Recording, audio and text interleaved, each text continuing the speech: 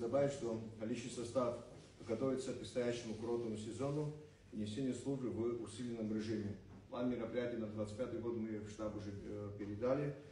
Кроме того, активно ведется работа по учету статистики административных правонарушений, в том числе с эксплуатацией камер фото- и видеофиксации.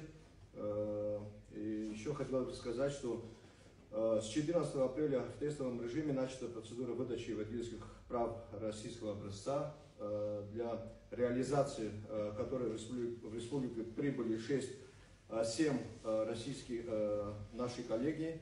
За 2 дня приема наших граждан было принято где-то 330 заявлений. Мы ожидали количество людей большое, но не такое, которое у нас было. В итоге вы в курсе, мы добавили кабинеты приема граждан, было 3, сейчас стало 5.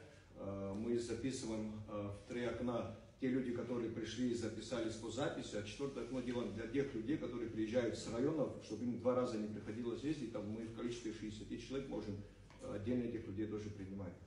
В принципе, работа стоит.